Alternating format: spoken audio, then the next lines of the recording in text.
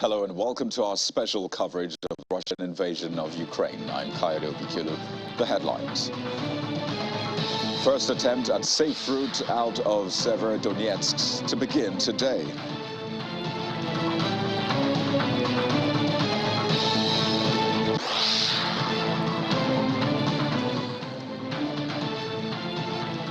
And NATO pledges more heavy weapons for Ukraine.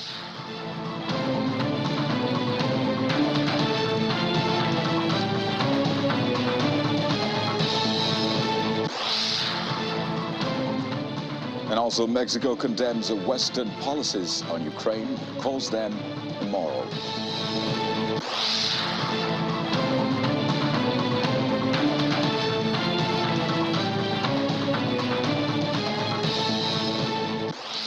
For the first time, a humanitarian corridor is being opened in Severodonetsk, the city in eastern Luhansk, which has been encircled by Russian troops and is now bearing the brunt of the fighting.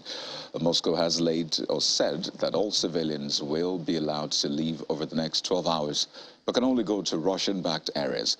The Russian army has said it will last for 12 hours from 800 Moscow time, with people taken north to the occupied territories. There are believed to be about 12,000 people remaining in the city, while previous humanitarian corridors attempted in places like the port city of Mariupol in the south have struggled to stay open.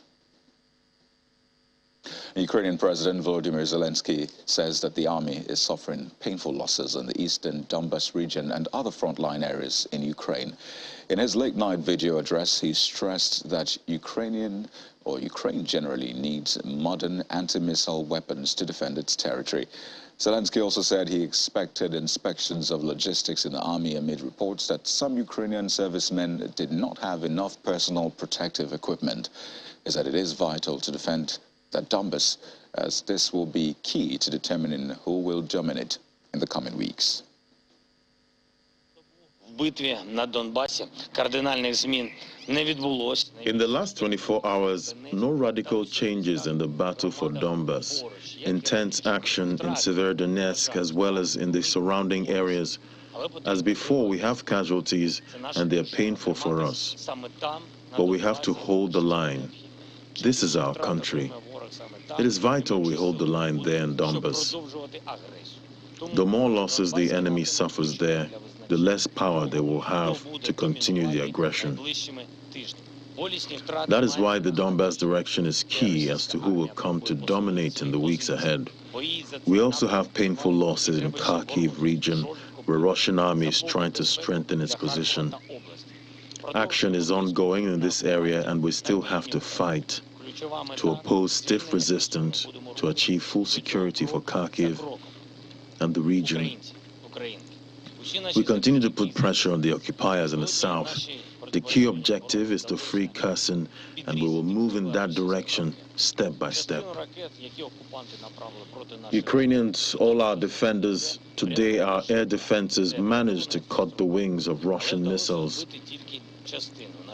We managed to shoot down a number of missiles directed by the occupiers towards our cities.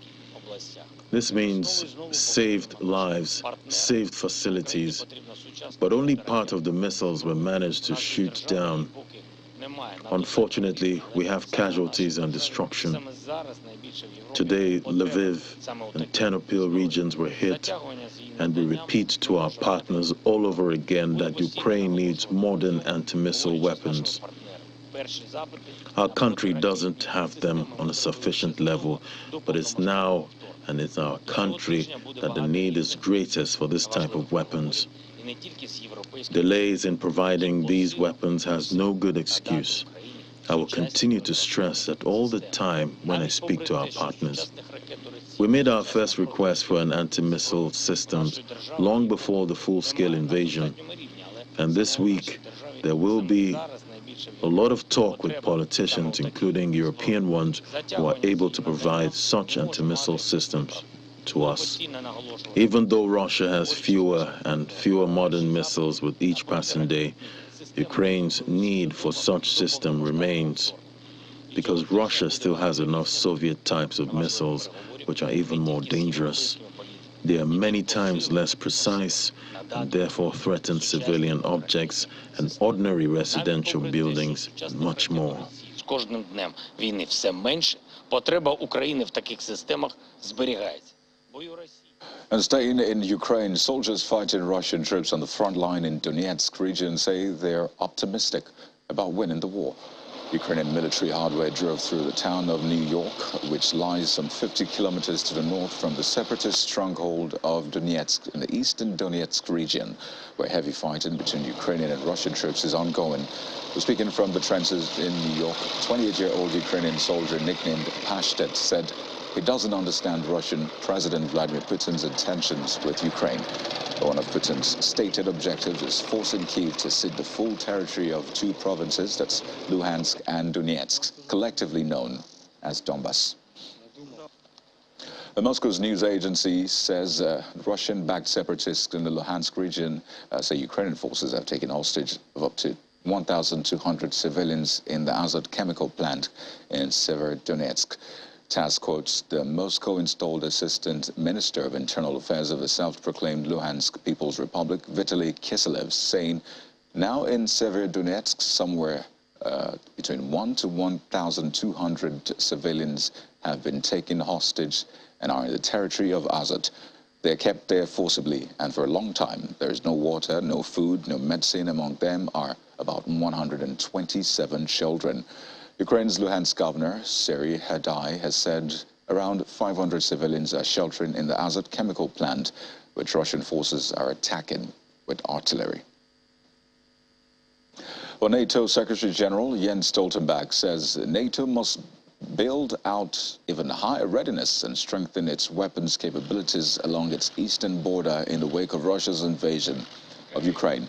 The military alliance's chief was speaking after formal talks in the Netherlands with Dutch Prime Minister Mark Rutte and the leaders of Denmark, Poland, Latvia, Romania, Portugal and Belgium ahead of a wider NATO summit in Madrid at the end of the month. He also adds that he's seeking a united way forward to resolve opposition from Turkey, which has been angered by what it deems as Swedish support of Kurdish militants. Including on the need to continue our strong support for Ukraine, both in the short term but also over the longer term. And I look forward to welcoming President Zelensky to address NATO leaders at our summit in Madrid. In response to Russia's invasion, we have reinforced our ability to protect and defend every inch of NATO allied territory. In Madrid, we will take the next steps and agree a major strengthening of our posture. Tonight, we discussed the need for more robust and combat-ready forward presence, even higher readiness, and more pre-positioned equipment and supplies. We also addressed the need to invest more in our defense and to invest more together to strengthen NATO's common funding. In Madrid, we will agree NATO's next strategic concept. It will assess our changed security environment and reaffirm our fundamental values and tasks, and it will be a blueprint for the alliance's future. Finally, we also discussed Finland and Sweden's historic applications for joining NATO. Their membership will make them safer and our alliance stronger. I had constructive talks with President Niinistö and Prime Minister Andersson during my visit to Finland and Sweden earlier this week, and I welcome the serious steps already taken to address Turkey's concerns, including the fight against PKK. Our dialogue continues to find a united way forward. Are we sufficiently strong in defending our European values? In Ukraine, the Ukrainian soldiers and people of Ukraine fight for the most important European and free world values: sovereignty, freedom, right to live, and other critical values.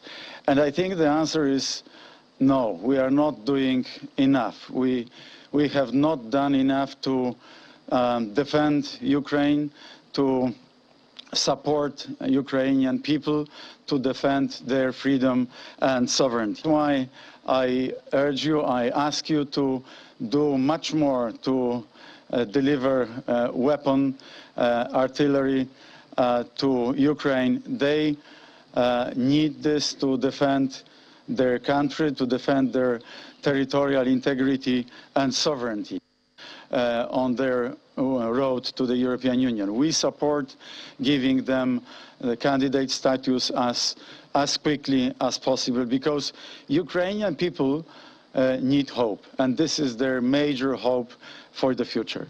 I think he did not count on two things. One, he did not count on the resistance of the Ukrainian people and the Ukrainian army.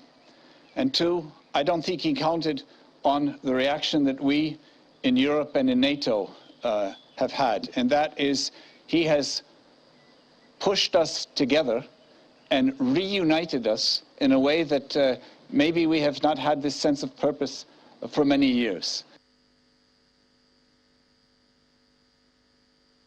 And just to reiterate Poland's Prime Minister's criticism that NATO's support so far for Ukraine, which has time and again called for more and heavier weapons, is not enough.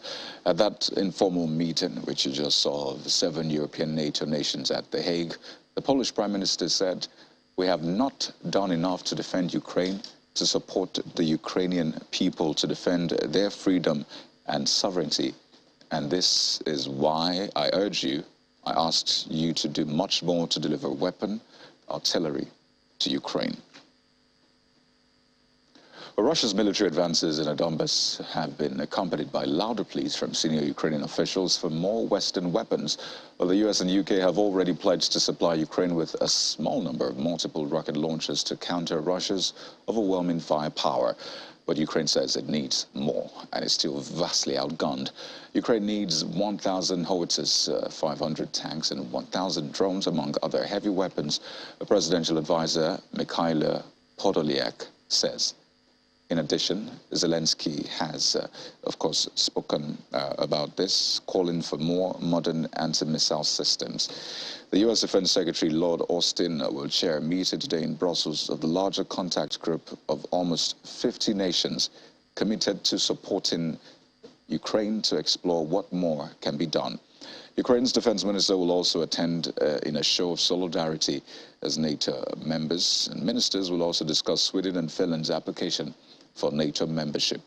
Turkey, through Ordo, has said it is willing to delay their applications for more than a year unless it's given assurances that they will address its concerns about support for Kurdish separatists. Ankara has accused both Nordic countries of harboring members of the PKK. While most NATO members support the application, it may not happen as quickly as they had first hoped. And elsewhere, Mexican President Andrés Manuel López Obrador has slammed Western countries for their approach to the conflict in Ukraine, suggesting that waves of foreign arms shipments will only result in more bloodshed. Speaking to reporters at his daily press briefing, Obrador took a brief aside to address the Ukraine-Russia conflict. While he stopped short of singling out any countries, he said those sending weapons to Kyiv, a policy strongly favored by the United States and most of its NATO allies, are helping to rack up casualties on all sides. The president did not elaborate on how the hostilities could have been averted, but went on to say that the same policy must no longer continue, claiming it is driven by elites and not the people. Though Mexico has stated that it does not support Russia's attack on its neighbor, it has refused to join a Western sanctions spree targeting the Russian economy and has remained, or rather refrained, from weapons transfers to the government in Kyiv. Obrador, meanwhile, declared last month that his country seeks to remain neutral toward the conflict, notwithstanding pressure from Washington, whose envoy, Ken Salazar, previously urged Mexican officials to be in solidarity with Ukraine. The United States leads the world in weapons deliveries to Ukraine, providing billions of dollars in heavy and light arms since March, including artillery pieces, multiple launch rocket systems, MLRS, drones, helicopters, as well as anti-armor and anti-air missiles, among other gear. Kyiv has continued to demand additional military assistance, with an aide to President Volodymyr Zelensky outlining a lengthy wish list on Monday, seeking thousands of armored vehicles, 500 tanks, 1,000 howitzers, and a host of other weapons. Well, UNICEF Regional Director for Europe and Central Asia, Afshan Khan, says that there's shocking news that nearly 2/3 of Ukraine's children are displaced, adding that the numbers are staggering and they bear repeating. Can briefed the reporters in New York on her last week's visit to Ukraine, where she met with children and families affected by the war. Can added that she has seen a number of children, even young children, severely traumatized by what they have witnessed. She reiterated that repairing schools will be a priority for UNICEF and the government, so children can return early in September to some form of safe, blended learning. The UNICEF regional director continued to call for an immediate ceasefire in Ukraine to protect all children from harm. First and foremost, I think we've got to be clear that the numbers are staggering and they bear repeating. Nearly 2/3 of Ukraine's children are displaced, whether displaced inside the country or those who have fled across borders as refugees. And children have been forced to leave homes, friends, toys, treasured belongings, family members, and many of them alone with their mothers facing uncertainty about their futures. So again, the use of explosive weapons in populated areas and attacks on civilian infrastructure clearly must stop. It's killing and maiming children and preventing them from returning to any sense of normal life in their towns, in their cities, and in their homes. And I've seen a number of children, even young children, severely traumatized by what they've witnessed. I think with the escalation of the conflict, there's severe issues to deal with protection of children and families. And while to date, inside Ukraine, UNICEF has reached over 2 million people with health supplies and access to safe drinking water, more than 600,000 children and caregivers have received mental health and psychosocial support, and more than 180,000 children have been engaged in formal and community-based learning. The needs are exorbitant and huge. We have partners on both sides of the contact line who work to reach children with critical information and life-saving supplies and services. And we've activated rapid response missions in the east of the country, closest to the line of contact and the fighting. And as a result, we've been able to date to assist 100 families in shelters closest to the front line and in the hardest to reach locations. The new school year begins in September. And while we don't have verified figures for the exact number of damaged schools in the country, the figure is likely to be in the thousands. First of all, because we've seen shelling and attacks against schools, but secondly, because it's often a source for many internally displaced people to seek shelter in those schools. So repairing schools will be a priority for UNICEF and the government, so children can return early in September to some form of safe blended learning. And really, we see this not just for the learning opportunities, but also for the psychosocial support that's needed for children with peers, teachers, and some sense of return to normalcy. So we continue to call for an immediate ceasefire in Ukraine to protect all children from harm. And we recognize that every day that this war is continuing, it's increasing the long-lasting, devastating impact on children in Ukraine, in the region, and across the world.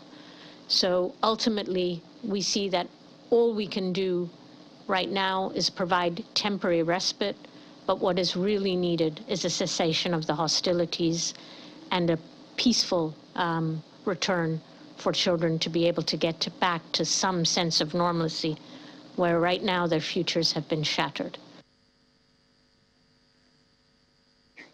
We'll take a break now, but when we return, we'll be speaking with Commodore Kunle Olaomi, who's the head of Criminology and Security Studies Department in Chrisland University, Abeokuta, for an analysis on the latest developments. Please stay with us. Welcome back to our special coverage of the Russian invasion of Ukraine. Well, let's continue the conversation with Commodore Kunle Olaomi, who's the head of the Criminology and Security Studies Department in Chrisland University, Abeokuta. Well, thank you very much, Commodore, for staying with us on the program. Essentially, we've heard different views this morning. First, the Mexican president, who says that, you know what, shipping guns, ammunitions, and all of that to Ukraine will only increase the body counts, the casualty rates. We've also heard from UNICEF this morning saying there should be some form of peace talks, at least for the children who are major casualty in all of this. But on the flip side, we've seen NATO, particularly the Polish Prime Minister, saying that NATO needs to do more, shipping arms and all of that to Ukraine. In fact, the Ukraine government has even given a wish list, as it were, of the things they need. So looking at all of these sides to the story, I wonder what you make of it. Thank you very much for having me. For most of us that have been following the Ukrainian... Please go ahead, Commodore, I can hear you. Yeah, for most of us that have been following the Ukrainian problems, we don't really understand the concept of warfare. Sometimes we mix, warfare with battle successes or theater operations. The war in Ukraine is actually beyond those scale. That's why you are seeing countries like Mexico, European Union, Turkey having, jostling for recognitions and trying to shape their alliances. The end of this conflict is going to teach us one lesson, that the world is still in a primitive stage. Because this war is actually unnecessary, but there are also benefits, and that's what people don't know. Whatever Mexico is saying, whatever the EUs are doing, and whatever Turkey is doing, if you look deeply, you will see that everybody is jostling for how best they can benefit from this crisis. If you look at the American antecedents in Iraq, in Syria, in Libya, countries go to war for the benefits. One of the benefits of warfare is that it creates employment. And people may not know that. If you want to create employment at home, war economy is one of the ways to do that. The other thing is that war generates additional economic activities. And most importantly, war actually generates the development of new technologies as well, which normally filter through other industries.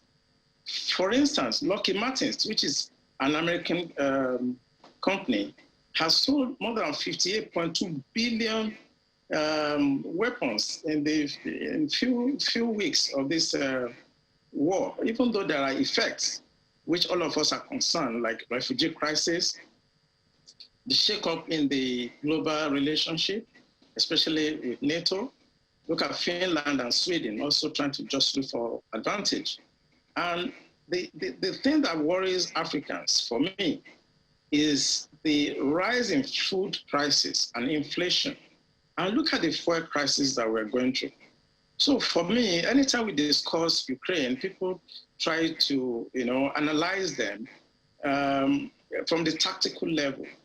Ukrainian debacle is beyond what we are seeing. It's going to be a long haul. The Americans are taking advantage of this. The European Union, they are taking advantage of this. But the people that are going to suffer are the Ukrainians themselves. And perhaps that's even more reiterated by the statement from the UNICEF Regional Director for Europe and Central Asia, saying, the number of children displaced is staggering. And of course, this is going on and on, talking about children being severely traumatized and the fact that a lot of them have essentially dropped out from school. So imagine what that will do to the nation in 10, 20 years. But I noted from the Mexican president's statement that there wasn't quite a solution put forward. Yes, he did say that, well, there's no point shipping guns and all of that. It would only cause the casualty figures to rise. But it looks like a lot of people are speaking about what they don't want to be done, but what should be done has been the question. So do you think that we're just going round the elephant in the room and not touching on the solution to this crisis itself? Yeah, thank you for that question. Usually we look at the immediate effect, and that's why most of the pundits that comes to discuss this, they are fixated with the effect. That's the immediate effect of this war. What is the solution? The solution lies with the deep state. Imagine what the Russians are asking for. They are asking for things that are impossible. For example, they are saying that Ukrainians should be neutral. They are talking about disarmament. If you look at the Budapest memorandum that actually, removed the nuclear facilities from Ukrainian soil effectively, what has that actually gotten us to? All those countries that participated in the Budapest memorandum, they are nowhere to be found now supporting Ukraine. You understand? Now, the Russians are also asking for security guarantee. What do you mean by security guarantee? They are asking for denazification. Look at the Azov battalion. They have been neutralized effectively. How can you be asking for denazification within a country? Then they're also talking about, for example, suppression of Russian language. And they are claiming to the Donbass region and the two breakaway republics. Let me tell you, this is going to be a long haul because there's no immediate solution. In negotiation, you cannot begin to ask for what is impossible. If Russia continue on this thread, then we're going to have a situation on our hand that's going to lead to another iron curtain. The Cold War is just beginning. And my challenge or my concern is the position of China, especially as it has to do with Taiwan. So if this thing continues to expand in scope, the people that are going to suffer are majority the poor people, the children, the aged. The deep state I mentioned earlier sometimes do things like this because this is what makes them rich. This is what makes them to have more money. But we should continue to look at the problem that this is causing for humanity. And they should tell Putin, if they can get across to him that whatever he's doing is going down in history. People are going to study what he has done, and they're going to put him in the position of Stalin. I believe that the West also should stop taking advantage and making money from this war and try to put an end to it. But I want to predict the quick fix to this challenge today, if Russia implode from within, and I think that is what the CIA and other big intelligence organizations should be focusing on. This war cannot end except Russia implode from within. A few hours ago, there was an explosion very close to Moscow. People are beginning to act within Russia. And I think this is going to be a quick fix. That's to answer your question. How do we end this? It's for them to focus on the implosion of Russia from within. So you're supporting the shipment of more arms to Ukraine, I mean supporting the view of the Polish Prime Minister and others, as opposed to the view of the Mexican president who says, well, let's stop with the shipment. I think I want to support the Mexicans. But the Mexican president does not understand that that's what we call the war economy. I just mentioned that Lockheed Martin's, a US-based company, has made about $58 billion within a short time. So Mexico does not understand that people are making money from this, and people are actually generating employment from this, and people are actually, trying to develop new technologies from this and testing their weapons. This cannot really stop. Well, my opinion is that shipping of more weapons to that theater is going to actually do two things. It's going to escalate. It's going to prolong the war.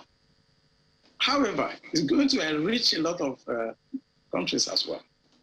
Oh dear.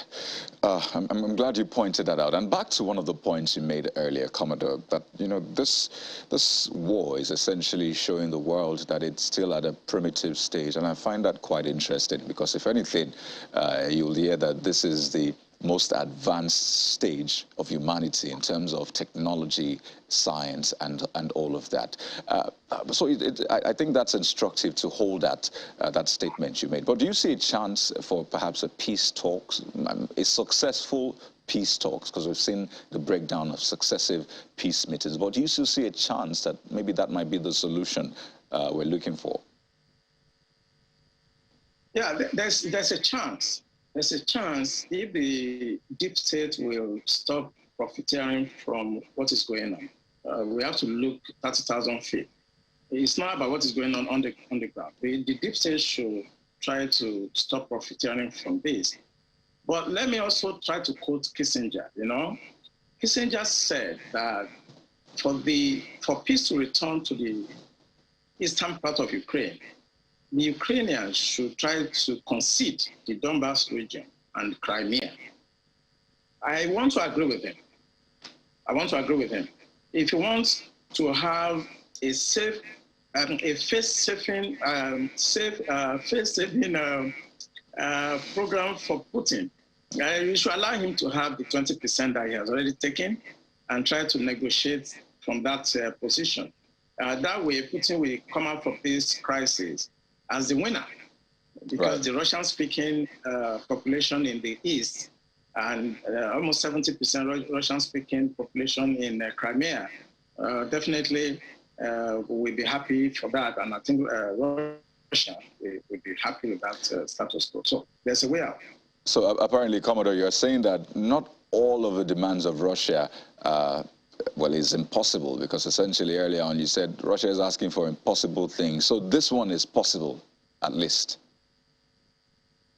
Yeah, in 2010, I was in National Defense College, and we went for a strategic tour of Ukraine.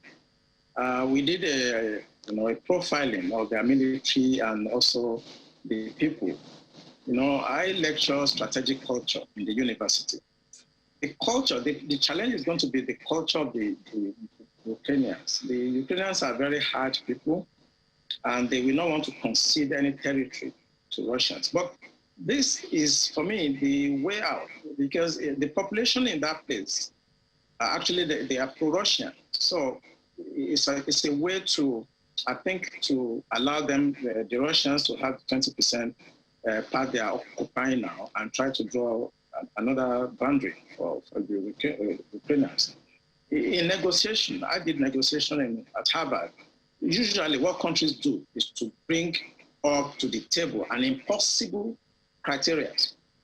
They know they cannot achieve it, but they bring it up, and you start negotiating from a very difficult position until you get to that point where they really want. I think what the Russian wants is just to have that area, the Donbas region and the Crimea, and perhaps the Black Sea. That's going to be a tough call for you to allow them to have the Black Sea.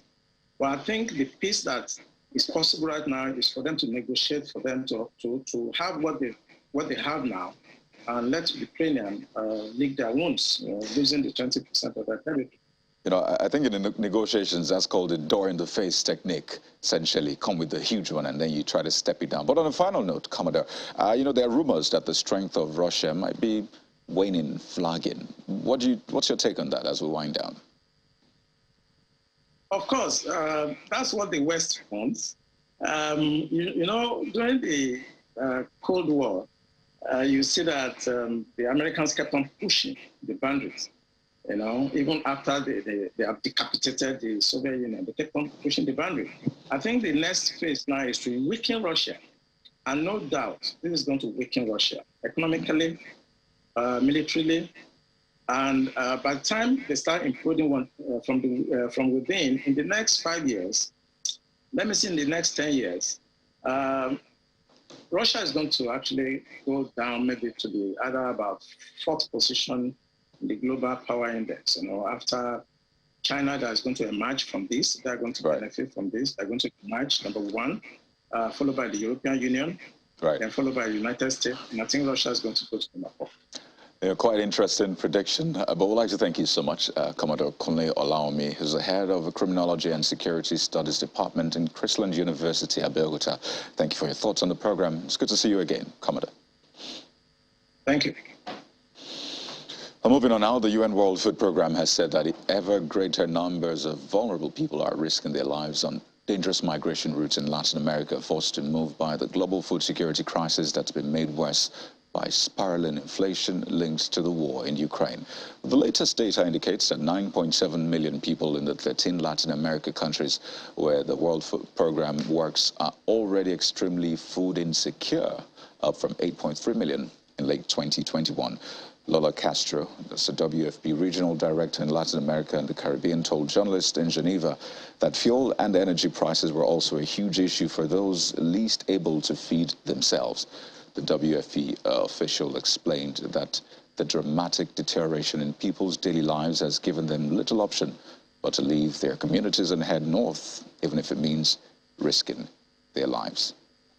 We're having countries like Haiti with 26% food inflation, and we have other countries that really are off the charts even on the food inflation. The fuel or energy are also a huge issue. We have seen how in the last 2 years, the cost of moving a ton of food in our region is 7 times more expensive. What we are looking at now is we're looking at 9.7 million people extremely food insecure, severely food insecure in the countries where WFP work, but we're looking at around 14 million people as forecast if the crisis continue. And this is not good, and we are going back almost to the high levels that we had during COVID-19. All of you are watching caravans of migrants moving, and before we used to talk about migration happening from the north of Central America, but now, unfortunately, we talk about migration being hemispheric. We have the whole continent on the move. In 2020, 5,000 people passed by the Darien Gap, migrating from South America into Central America. And you know what? In 2021, 151,000 people passed. And this is 10 days walking through a forest, 10 days through rivers, crossing mountains, and people die because of this is one of the most dangerous journeys in the world. They are living communities where they have lost everything to climate crisis. They have no food security. They have no the ability to feed their people and their families. Well, we're joined on the program by Godwin Ibe, who's the chairman Nigerians in Diaspora Organization NATO. He joins us virtually from Moscow.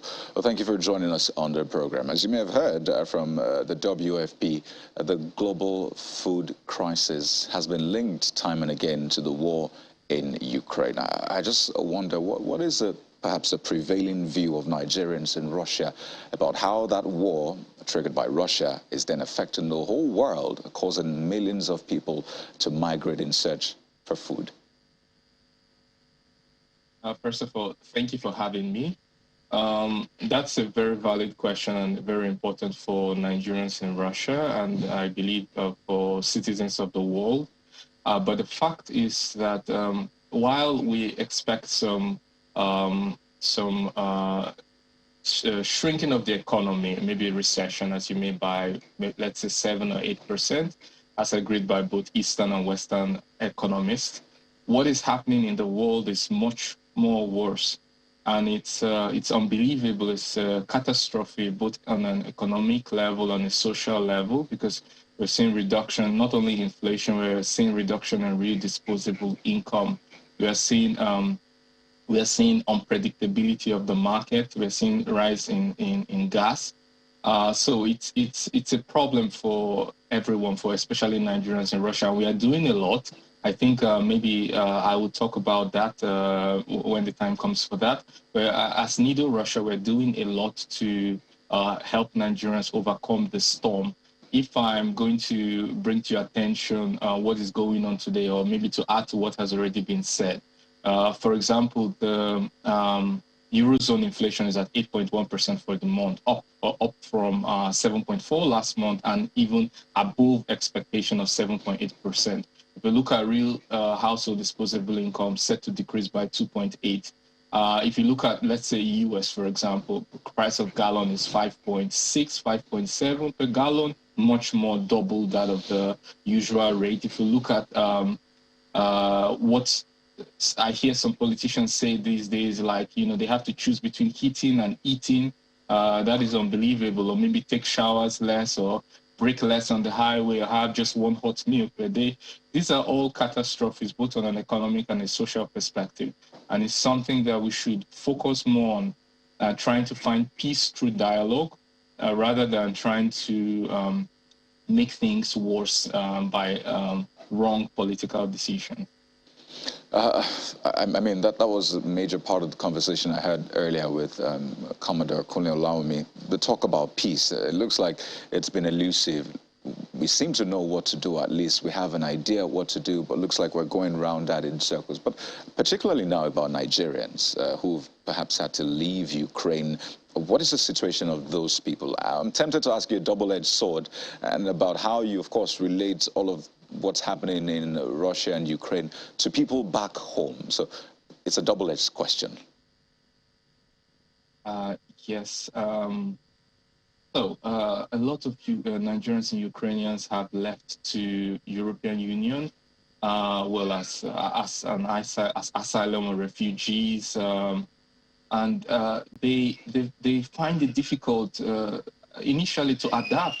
It's just natural. It's a new environment. They have to adapt.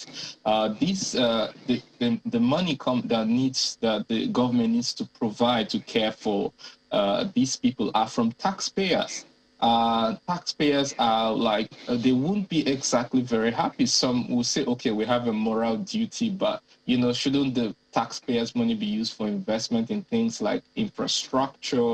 And of course, you can see the kickback from some citizens that are not very happy with all of them. So not all of them are having it rosy right there. And then when you think about the inflation that is going on over there and the unpredictability, they have to look for jobs. Currently, they have to squat with someone, or they have to depend on stipends.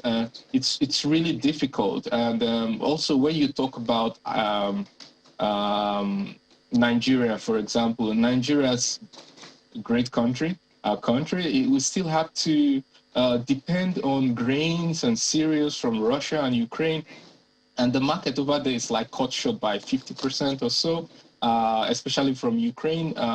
Russia has tried so many times to establish or to ask the Ukrainian counterparts and the world leaders to guarantee a safe corridor for export of grains. We know that the port on Odessa is mined, and ships can't leave or even can't go there to get grains for export. And the blames are being traded. The Ukrainian says, well, we can't demine it because we don't want ships attacking Odessa, and just trading blames. But the end result is that the grains, cereals, which are needed, are not being exported around the globe. Well, it's been quite an interesting conversation with you, Mr. Godwin Ebe, who's the chairman, Nigerians in Diaspora Organization, NATO. Thank you, and thank you for the work you're doing as well. Thank you for having me. Thank you, sir. We'll go on a break now. We'll talk business and sports. It looks like Russia may just be participating at the U.S. Open as neutrals. That's in a moment. Stay with us.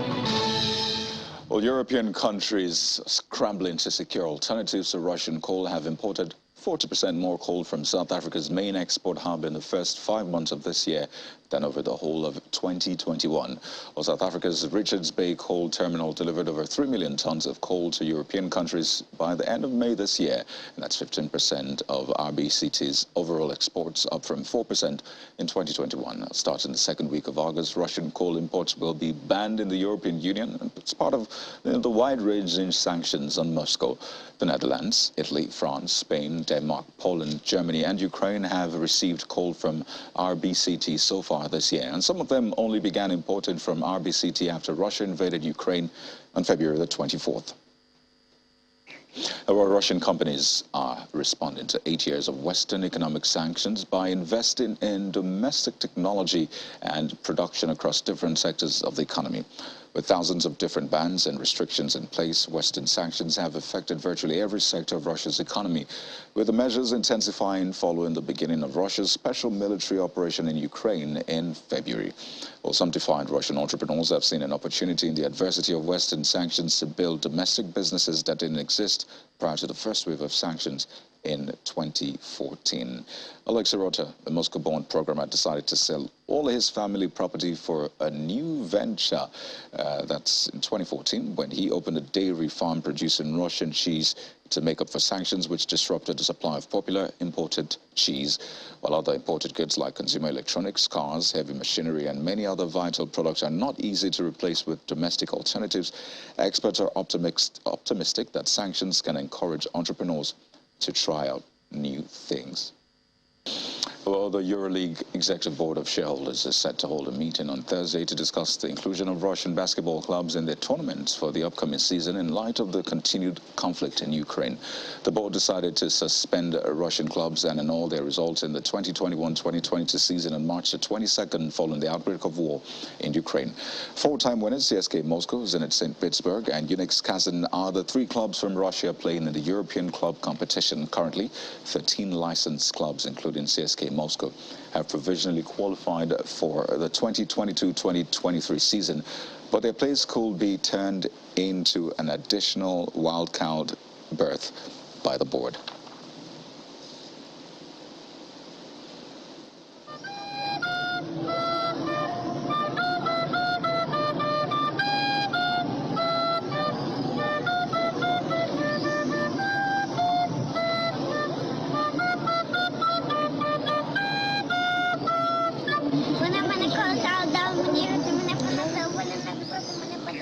There you see video shared on social media showing a young Ukrainian girl playing the recorder in Dnipro to raise money for the military conflict against invading Russian forces. Well, dressed in a white dress and wrapped in a Ukrainian flag, 6-year-old Solomia Roit performed the Eurovision-winning song Stefania by the Ukrainian group Kalosh Orchestra. A passerby dropped a donation into Solomia's collection box. And the girl's mother, Ksenia Rud, says the money she raised will go towards first aid equipment, bulletproof vests, a drone, a portable solar power plant, stretchers, blankets, and medicine.